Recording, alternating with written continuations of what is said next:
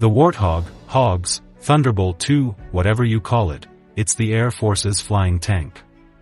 It's both beloved by ground forces and often resented by the Air Force brass. Read on to find out why. Developed during the Cold War to tear through Soviet tanks trying to make their way through the Fulda Gap between East and West Germany, the A-10 was a vital component of the AirLand Battle doctrine.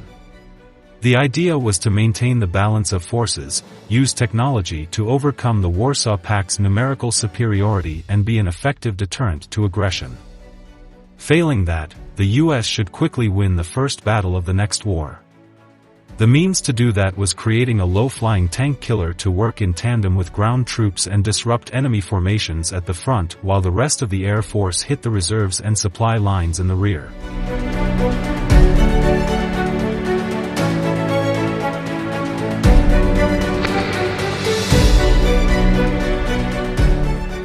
Even before the plane's design really began, planners built the A-10 Thunderbolt II around its main armament, the GAU-8 Avenger.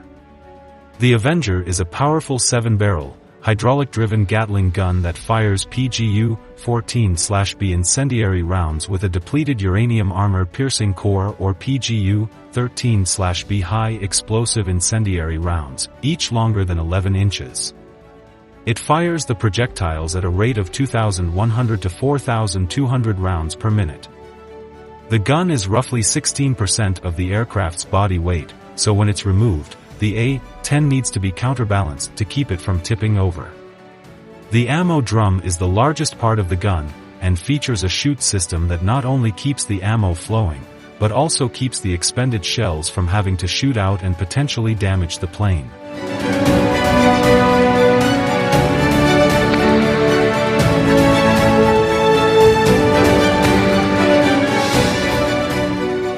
The A-10 was built to be inexpensive and take a lot of damage. Because of this, the Air Force knew parts had to be easily obtainable. The result of that kind of engineering made for a plane that cost $1.4 million per unit in 1970, just under $10.1 million today. That may not sound cheap, but compared to other aircraft with close air support capabilities, like the F-35 Lightning II, $101 million, or F-15EX Eagle II, $87.7 million, it seems more like a bargain.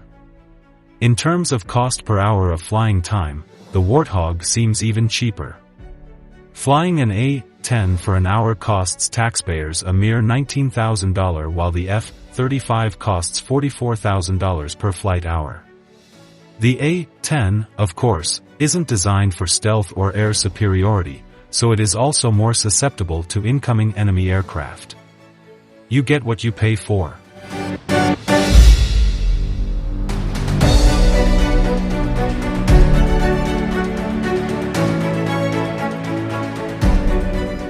It's a sound that's become so iconic, it's now an internet meme. Few things are more satisfying than watching a target getting demolished to the sound of the brrrt. The sound comes from the GAU-8 Avenger, which is so powerful that the plane was actually designed around its recoil. The gun sits in the middle of the plane so that the Avenger's recoil has a minimal effect on the plane's flight path. The A-10's engine and tail design were intended to keep the aircraft stable when firing the massive cannon in its nose. Despite these considerations, firing the brrrt decreases its forward thrust by half.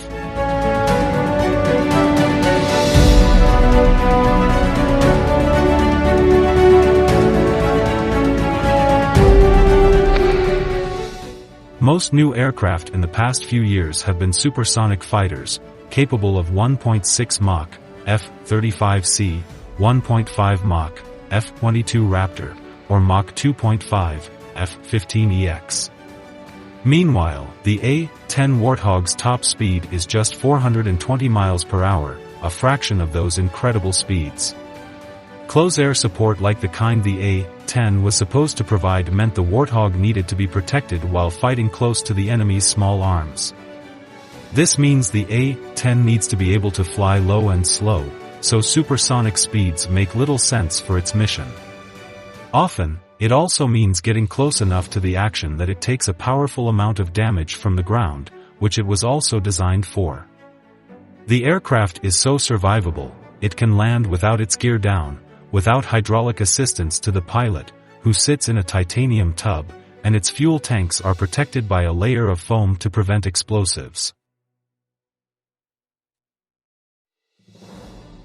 The Air Force argues that such a slow-moving and single-role aircraft is not necessary for today's battlefields.